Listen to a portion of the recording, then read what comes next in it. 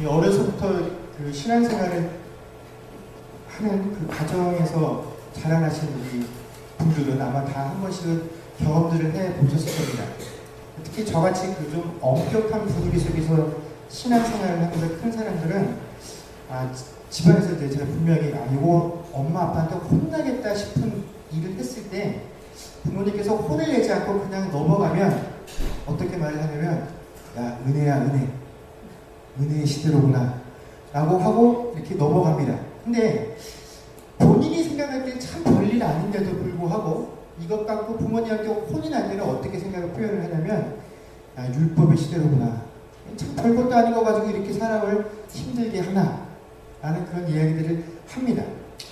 어린 나이에도 어린 마음의 생각에도 우리들의 허물을 덮고 지나가는 것은 은혜다라고 생각을 하고요. 자그마한 잘못까지 지적하는 것들은 율법이라고 생각을 했던 게 저희들이 자라날 때 받았던 교육의 모습입니다. 근데 이런 것들은 다 우리가 율법에 대해서 오해를 하고 있기 때문에 생기는 일들이죠. 우리가 교회 안에서 신앙생활을 하면서 자꾸 듣게 되는 내용이 뭐냐면 이 율법은 참 나쁜 것이다 라고 은연중에 우리 마음속에 새기게 되고 은혜는 좋은 것이다 라고 느끼게 된다는 것입니다. 우리가 이렇게 생각을 하고 판단을 하게 되는 데에는 예수님께서 그 사복음서에서 그 율법으로 대표되었던 이 율법을 가르쳤던 서기관과 바리새인들의 모습을 계속해서 지적하시고 그들의 잘못을 꾸짖으셨고 오히려 이 서기관이나 율법사들이 죄인이라고 했던 그런 사람들, 우리가 흔히 말하는 세리나 창기와 같은 이들과 예수님이 더 가까이 지내셨던 모습들을 보면서 우리가 이런 생각들을 하게 되었다라는 것입니다. 여러분, 예수님께서 오셔서 말씀을 전할 때 참으로 많은 사람들이 예수님과 예수님께서 전하시는 내용들을 오해하였습니다. 그 중에 대표적인 사람이 어떤 이들이냐면 그 율법에 대한 권위들을 가지고 율법을 가르치고 있었던 서기관과 바리새인들이 그랬고요. 또 한편으로는 이 율법이 참 자기가 살아가는데 거추장스러운 사람들, 이 율법으로 인해서 늘 마음에 양심에 찔림이 있었던 사람들, 그래서 어떻게 하든지 좀 이 율법에서 벗어나고 싶었던 사람들이 또한 이 예수님의 말씀을 오해하고 있었다라는 것입니다. 당시 율법으로 대표되고 있었던 이 서기관이나 바리새인들의 가르침과는 좀 다른 가르침, 그리고 다른 길을 걷고 있는 예수님의 가르침의 내용이나 모습들을 보면서 야, 예수님은 율법과는 반대되는 것을 가르치시는구나. 저 서기관과 바리새인들과는 좀 다르구나. 뭔가 다르다라는 생각으로 많은 사람들에게 자리매김을 하게 되었다라는 것입니다. 예수님께서도 이런 분위기를 아셨기 때문에 그들에게 이러한 생각들을 고쳐주시고 예수님께서 오시고 하시려는 일이 무엇인지를 바로 알려주시기 위해서 해주신 말씀이 바로 17절의 말씀입니다. 내가 율법이나 선지자를 폐하러 온 줄로 생각하지 말라. 폐하러 온 것이 아니요 완전하게 하려 함이라 라고 예수님께서 말씀해 주셨습니다. 자, 오늘 예수님께서 과연 어떠한 사람들을 보면서 야, 내가 율법을 고치려거나 혹은 폐하러 온 줄로 생각하지 말고 내가 율법을 완전하게 하려고 왔다라고 말씀하신 이 말의 내용은 과연 누구를 향한 선포이셨겠느냐 하는 겁니다. 이게 서기관이나 바리새인들을 향한 선포였겠습니까? 아니면 율법에서 좀 벗어나서 자유롭게 살고 싶어하는 이들을 향한 외침이었겠습니까? 두 사람 모두를 향한 외침이셨다라는 사실입니다. 먼저 후자에 해당하는 사람들, 이 율법으로 벗어나고 싶어하는 사람들은 어떤 사람들이냐면 바로 무율법주의자들입니다. 그들은 율법은 필요 없어. 이건 그냥 형식일 뿐이야. 우리가 그 형식을 너무 쫓아가려다 보면 그 안에 있는 내용을 잃어버리기 때문에 우리가 율법에 얽매일 필요 없어라고 생각하는 사람들입니다. 그래서 이 사람들이 무엇을 근거로 삼았냐면 봐라. 예수님도 안식일에 병자를 고치셨다. 예수님의 제자들도 안식일날 밀이삭을 따서 먹었다. 예수님과 예수님의 제자들도 안식일을 범하지 않았냐?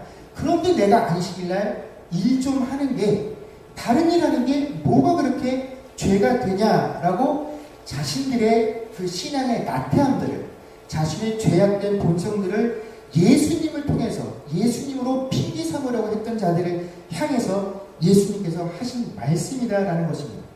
얘들아, 내가 지금 하고 있는 이 행동들이 너희들에게는 마치 율법을 폐하러 온 것처럼, 율법을 변개하려고 온 것처럼 보일지 모르지만 절대로 그런 게 아니다라는 것입니다.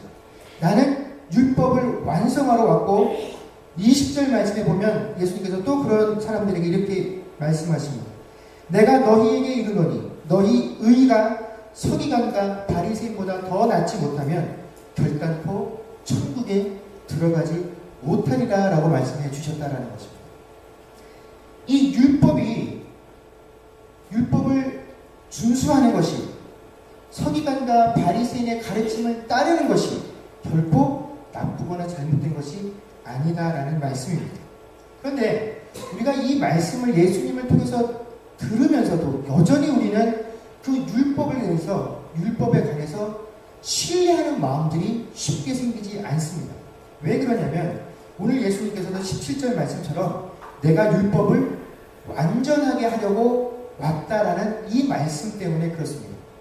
우리는 이 17절의 예수님의 말씀을 어떻게 이해하냐면, 예수님도 말씀하셨잖아요. 율법은 불완전하기 때문에, 그 다음에 온전하지 못한 모습을 가지고 있기 때문에 예수님께서 오셔서 이것을 완전하게 만들어 주셨어 라고 생각을 하고 있기 때문에 우리가 율법을 신뢰하지 못하고 율법을 은연중에 싫어한다라는 것입니다. 그런데 여러분, 율법을 만드신 이가 누구십니까? 하나님이시죠. 그 하나님께서 불완전한 것, 완벽하지 못한 것, 선하지 않은 것을 만드실 수 없다라는 것입니다. 그렇기 때문에 율법은요, 완벽하고요, 완전하고요, 결점이 없는 것입니다. 예수님께서 오늘 내가 이것을 완전하게 하겠다라는 그 의미를, 절대로 이 율법에 문제가 있기 때문에, 율법이 능력을 발휘하지 못하기 때문에 예수님이 오셔야지만 이 율법이 완벽해진다라는 의미가 결코 아니다라는 의미입니다. 예수님께서 이 부족한 율법을 개선시키시겠다라는 의미가 아니다라는 것입니다. 여러분, 그렇다면 예수님께서 말씀하신 율법을 완전하게 한다라는 의미가 무엇이겠습니까? 오늘 여기에 쓰이는 완전하게 하다라는 단어는요, 그 헬라어 동사로 플레로라는 말입니다. 이 단어의 뜻은요, 가득 채운다 혹은 끝까지 채운다라는 의미를 가지고 있는 단어가 이것입니다. 우리가 이 의미를 잘 이해하려면 율법이 도대체 무엇인지를 우리가 먼저 이해해야만 합니다.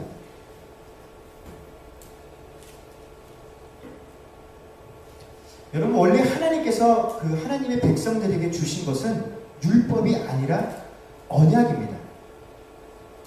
이 언약을 주신 목적은 무엇이냐면, 이 땅 가운데서 하나님의 나라를 세우시는 것이 하나님의 목적이다라는 것입니다. 이 하나님의 나라를 세우려면 뭐가 필요하겠습니까? 하나님의 백성들이 필요합니다. 그래서 하나님께서 하나님의 백성들을 불러서 모으시고, 너는 이제부터 내 자녀야, 나는 너의 하나님이 되어줄게 하는 계약을 체결했습니다. 그 계약이 뭡니까? 바로 언약입니다. 하나님께서 아브라함을 하나님의 자녀로 선택하여 불러주셨습니다. 그래서 이 아브라함을 통하여서 하나님의 나라를 세워가지고 또 확장해 나가는 일을 계획을 하셨습니다.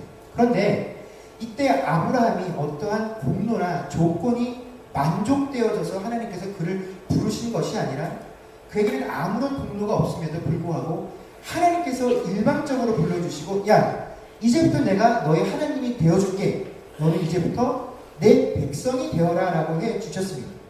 그런데 그때는요, 하나님이 이 아브라함에게, 자, 이제부터 우리가 계약을 하자 하고 계약서를 꺼내놓고 내가 가, 너는 이런 사항을 하자 라고 계약을 체결하신 것이 아니라 어떻게 하셨습니까? 시간이 날 때마다 하나님께서 아브라함을 찾아오셨죠. 그리고 아브라함을 부르셨습니다. 아브라함아 이리 와봐. 저 밤하늘에 떠있는 별을 세어보아라. 셀 수 있겠니? 근데 내가 너의 후손들을 저 밤하늘에 있는 별만큼 허락해 줄게 하고 약속을 주셨다라는 겁니다. 그렇게 계약을 해 주셨다라는 겁니다. 야, 아브라함아, 저 바닷가에 있는 바닷가 모래사장에 모래알을 세워버려. 네가 셀 수 있겠냐? 근데 내가 너의 후손을 저렇게 많게 해줄게 라고 하나님이 약속을 주신 거죠. 계약을 해주셨다라는 겁니다. 그리고 가장 높은 곳으로 데리고 올라가셔서 네 눈을 들어 동서남북을 살펴보아라. 네 눈에 들어오는 모든 것을 다 너의 후손에게 줄게. 하나님이 아브라함에게 이런 식으로 약속을, 이런 식으로 계약을 해주셨다라는 것입니다. 그리고 나서 우리가 율법의 대표적이다라고 말을 하고 있는 그 10계명은 나중에는 돌판에 새겨서 그 백성들에게 주셨다라는 것입니다. 근데에도 이 이스라엘 백성들이 하나님 보시기에 어떠한 조건이나 이유가 합당해서 그들을 인도하여 내신 것이 아니라 그냥 하나님의 긍휼하심이 바로 그들을 애굽 땅에서 인도하여 내시고 또 그들과 신의 산에서 내가 너희 하나님이 되어주고 너희는 내 백성이 되어라 라고 하는 그 계약을 체결하는 그 사건이 바로 10계명을 받는 사건이었다라는 것입니다. 그래서 출애굽기 20장 1절에서 2절 말씀을 보면 이렇게 되어 있죠. 10계명을 주실 때 하나님께서 이렇게 말씀을 하십니다. 하나님이 이 모든 말씀으로 말씀하여 이르시되 나는 너를 애굽 땅 종되었던 집에서 인도하여 낸 내 하나님 여호와니라 라고 되어 있습니다. 여러분, 그러면 율법이란 무엇이냐면 바로 그 계약서 안에 계약 쌍방간에 행하고 지켜야 할 일, 의무를 해야 할 그 내용들을 담아놓은 것이 바로 뭐냐면 바로 그것이 율법이다라는 것입니다. 그런데 구약시대 때는요, 이 하나님과 사람 편에 체결되어진 이 언약의 관계들이 쉽게 깨어지고 파기되었다라는 것입니다. 하나님께서 수시로 그 계약을 이행하기 위해서 자, 나는 너희에게 모든 것들을 계약을 이행하고 있다. 그러니 너희가 내 백성 되었을 때 받았던 그 계약의 의무를 이행하라라고 요구를 하셨는데 이 사람들이 항상 이걸 잘 행하지 못했죠. 그래서 하나님께서 선지자들을 보내신 것입니다. 그 선지자들이 와서 외친 것이 무엇입니까? 얘들아, 우리가 처음 하나님과 계약할 때 맺었던 그 계약의 내용이 있지 않냐? 그것을 기억하라는 것입니다. 그리고 그 계약의 내용들을 지키라고 촉구했던 것이 바로 선지자들이 이 땅에 와서 행하였던 일들입니다. 그러나 그럼에도 불구하고 이 인간의 연약함들이 항상 그 하나님의 언약을 파괴하게끔 만들었다라는 것입니다. 그래서 하나님께서 생각해내신 방법이 도저히 이 인간들 편에서는 나와 맺은 이 계약을 이행해낼 수가 없구나. 저들의 연약함이 수시로 나와 맺은 그 계약을 파괴하게끔 만드는구나. 그런데 나는 이 인간들과 맺은 계약이 영원하기를 원하고 절대로 이 계약이 깨어지지 않기를 원하는데 도대체 내가 어떻게 하면 이 계약을 유지할 수 있을 것인가를 고민하시고 하나님께서 생각해내신 방법이 무엇이냐면 그래, 인간의 힘으로는 도저히 안 되는구나. 인간의 능력으로는 안 되는구나. 그렇다면 내가 인간의 편에 서서 그들의 모든 의무와 계약과 내용을 다 채워주어야겠구나 라고 결정을 하시고 그 일을 할 수 있는 사람, 할 수 있는 존재를 보내주신 것이 바로 누굽니까? 바로 예수님이시다라는 것입니다. 하나님께서는 그 전에는 모든 계약의 내용들을 그 전에는 종이의 문서로, 율법의 문서로 책으로 주시고 또 돌판에 새겨서 10계명으로 주셨다면 이제는 그런 것이 아니라 각자 한 명 한 명의 마음속에 1대1로 하나님과 계약을 맺는 그 일들을 감행하시고 그 예수님을 통하여 다시는 깨어지지 아니하는 그 언약을 체결하기를 원하셨기에 그 일을 감당할 수 있는 존재를 보내시고 그분을 통하여 그 계약의 내용이 다 이루어지게끔 하겠다라는 그 하나님의 취지를 갖고 오신 분이 바로 예수님이시다라는 것입니다. 그래서 예수님께서 17절에 내가 율법을 완전케 하리라라는 그 말은 뭐냐면 얘들아, 너희들의 힘과 능력으로는 도저히 하나님께서 요구하시는 그 계약의 내용을 이행할 수 없기 때문에 내가 이제 인간의 편에 서서 그 계약 내용이 다 완료되었다라고, 사람들이 그것을 다 완벽하게 수행했노라고 내가 인정해주는 역할을 할 때 하는 그 일이 바로 율법을 완전케 한다는 의미입니다. 그래서 예수님께서 오셔서 그 율법을 완전케 하셨기 때문에 여러분, 율법은 좋은 것입니까? 나쁜 것입니까? 좋은 것입니다. 여러분, 그 율법은요, 하나님이 우리에게 의무를 지우시기 위해서 주신 내용이 아니다라는 것입니다. 너희가 이렇게 안 살면 내가 너희들을 혼낼 거야 하시기 위해서 주신 것이 아니라 너희와 내가 어떠한 관계인지를 보여주는 게 바로 율법입니다. 내가 너희를 나의 자녀 삼고 나는 너희의 하나님이 되어진 그 계약의 증거로 보여주신 것이 뭡니까? 바로 율법이다라는 것입니다. 그렇기 때문에 율법은요, 하나님께서 이 땅을 향해서 그 하나님의 놀라운 사랑과 긍휼을 보여주신 것이 바로 율법이다라는 것입니다. 그런데 문제는 이 율법에 그렇게 놀라운 자비와 긍휼을 품고 있는 그 율법의 의미를요, 사람들이 자신의 수준으로 끌어내려 버렸다라는 것입니다. 바로 이게 서기관과 바리새인들이 가지고 있는 문제입니다. 여러분, 서기관과 바리새인들이 율법을 가르칠 때 뭐가 가장 큰 문제였습니까?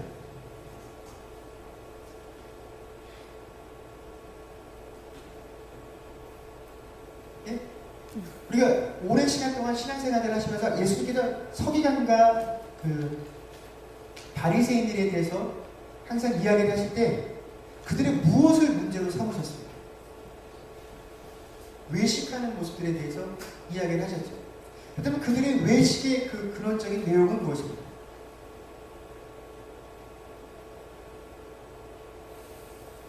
자기 잘난 것을, 자기 의를 드러내라는 것들이죠. 그런데 어떻게 해서 그들이 자기의 의를 드러내느냐 하는 것입니다. 우리는 흔히 쉽게 이 서기관과 바리새인들이 너무나 많은 그 조항들을 만들어내서 그 무거운 조항들을 사람들의 어깨에 씌우는 죄를 범했다라고 생각들을 합니다.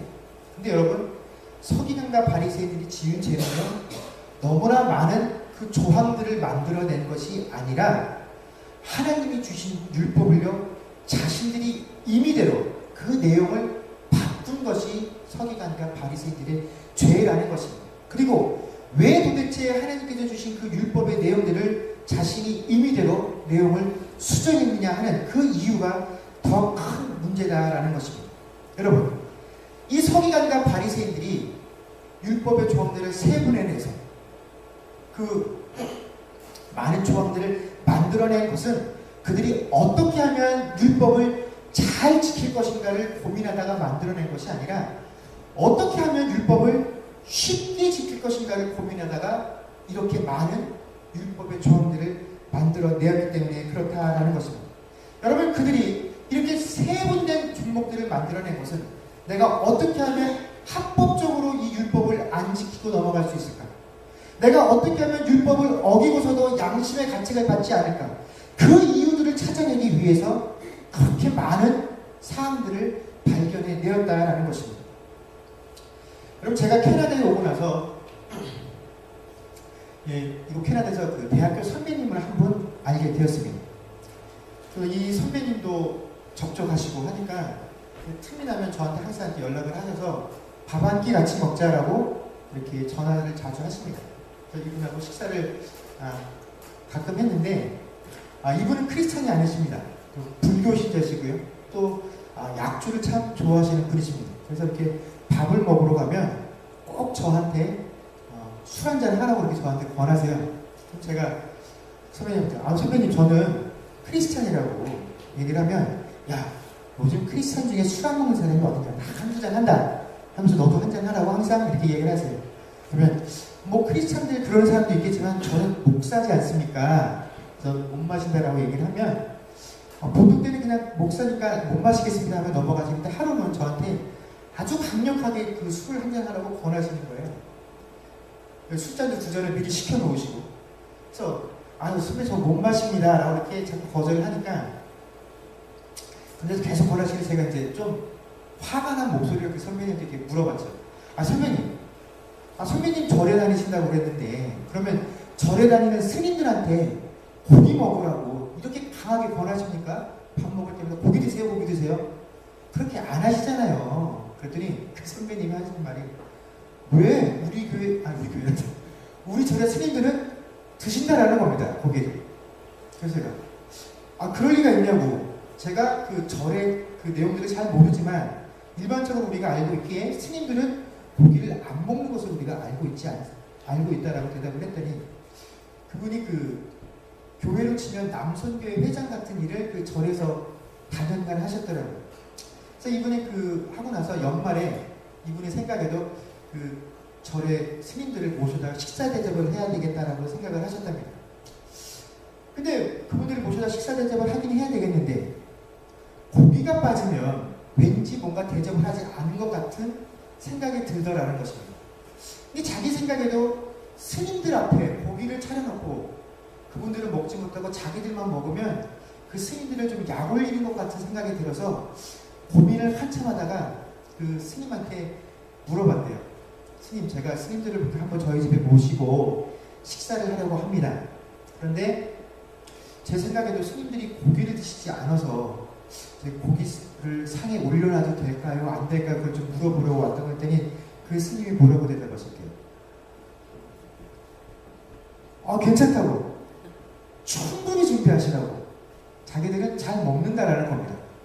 그래서 그분도 놀라서 원래 스님들 고기 안 먹지 않냐고 했더니 고기를 안 먹는 게 아니라 살생을 하지 말라라는 규율이 있다라는 겁니다. 자기는. 그래서 살생을 할 수 없는 것이지 고기는 먹을 수 있다라는 겁니다. 그래서 내가 죽인 고기만 아니면 얼마든지 먹을 수 있다라고 그 스님이 이렇게 가르쳐 주셨다는 겁니다. 그래서 봐라, 스님들도 그렇게 말씀을 하셨다. 그러니 목사님 너도 얼마든지 술 마실 수 있다라는 게 그 선배님의 이제 저를 향한 이야기셨어요.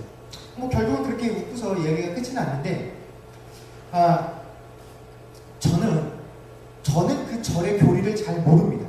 그 절의 법규를 모르기 때문에 그 저희 선배님이 듣고 저한테 해주신 말씀이 맞는지 틀리는지 저는 판단할 능력이 없습니다.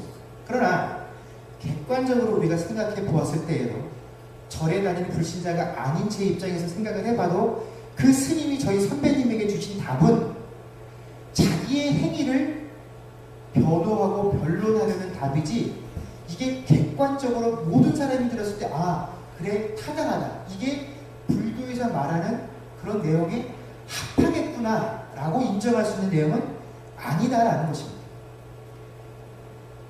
여러분, 그런데 바로 예수님께서 오셨을 그 당시에 서기관과 바리새인들이 율법을 가르치고 있었던 그 율법의 내용들이, 그 율법의 중심들이 바로 이것과 똑같았다라는 사실입니다.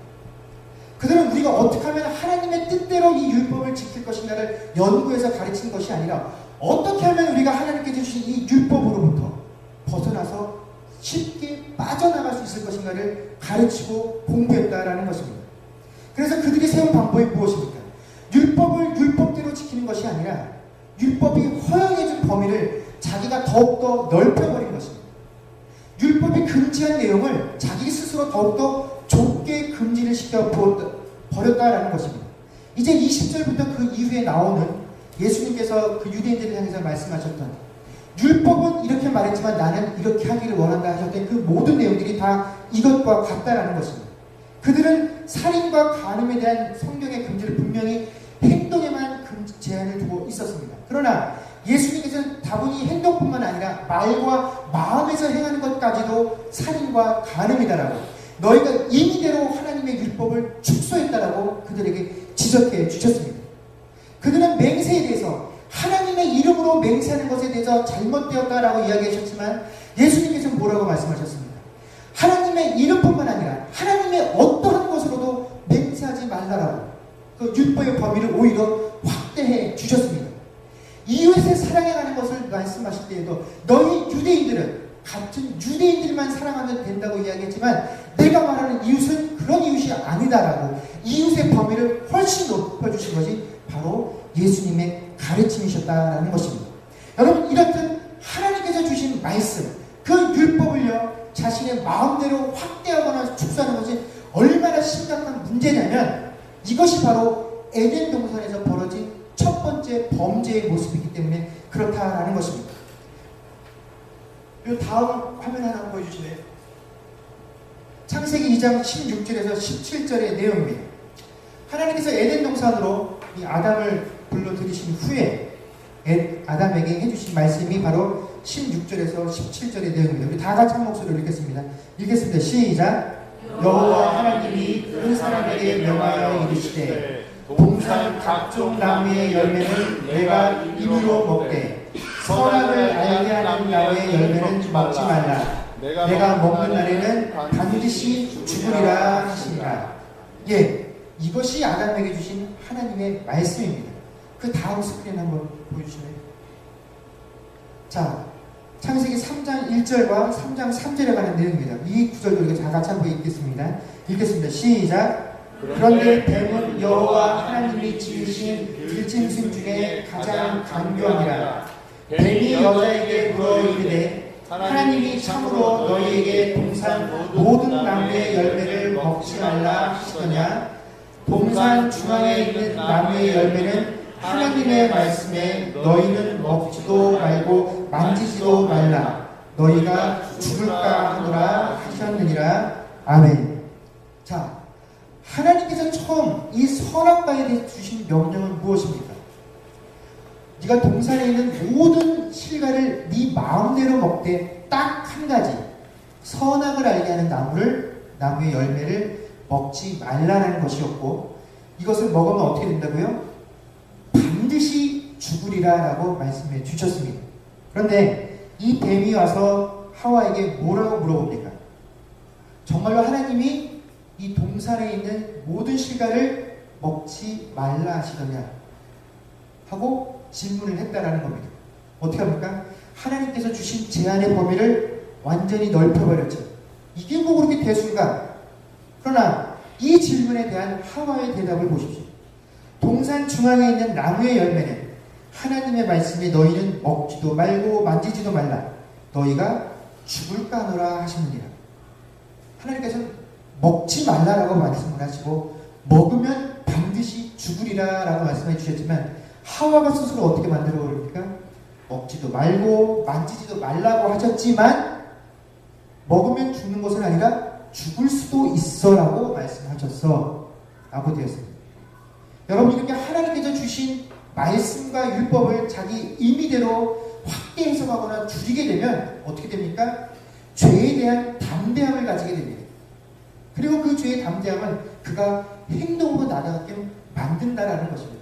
그래서 하와가 선악과를 따서 먹게 되었다라는 것입니다. 여러분, 결국 서기관과 바리새인의 의라는 것이 무엇입니까? 이 율법에는 중요한 것이 있고 중요하지 않은 것이 있어. 그러니 이 중요한 것을 지키기 위해서 중요하지 않은 것은 안 지켜도 돼.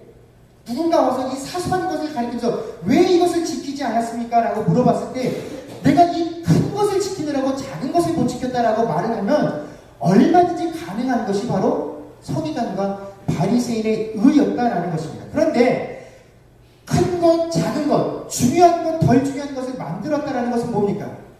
자신의 약함을 변호하기 위해서, 변명하기 위해서 중요한 것, 그렇지 않은 것을 만들었다라는 것입니다.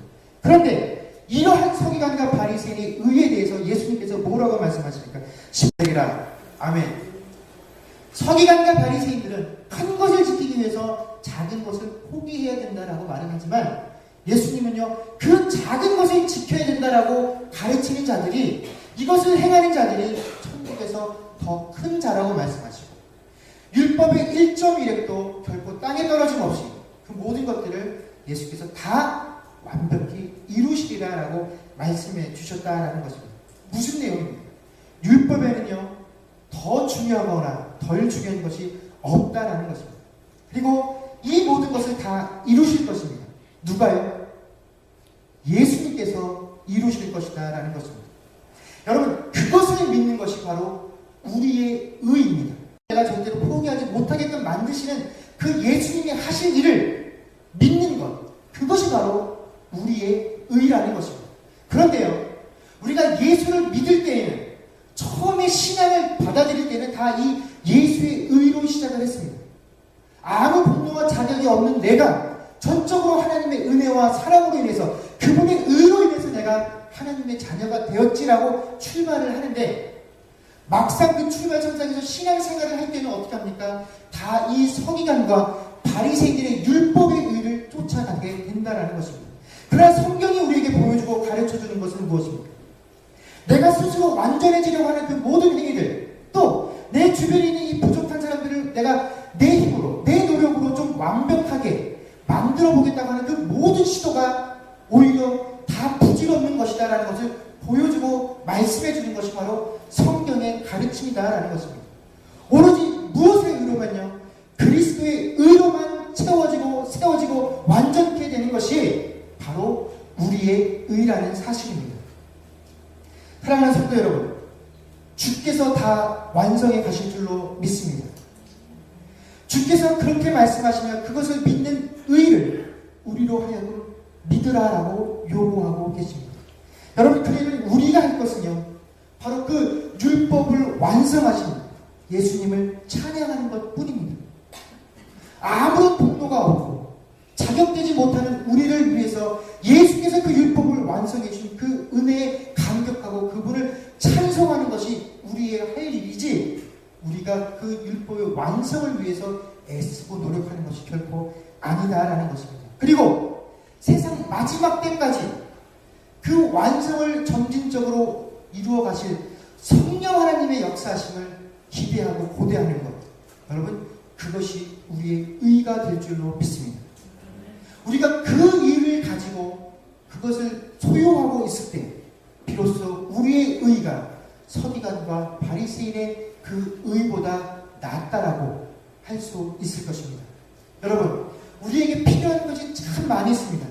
여러분, 우리 한 명 한 명은 연약한 것들이 참 많이 있습니다. 우리 교회적으로 봐도 아직 채우고 만들고 조직을 세워야 할 것들이 참 많이 있습니다. 그러나 우리가 그 모든 것들보다 앞서서 바로 이 예수 그리스도의 의를 세울 수 있는 자들 되기를 소망합니다. 그것들을 다 소유할 수 있는 자들이 되기를 소망합니다. 그래서 그 의를 소유하기에 어떠한 것도 우리를 흔들지 않는, 흔들림 받지 않는 그런 교회가 될 수 있게, 또 우리 한 명 한 명이 되기를 주의 이름으로 간절히 축원합니다. 기도하겠습니다.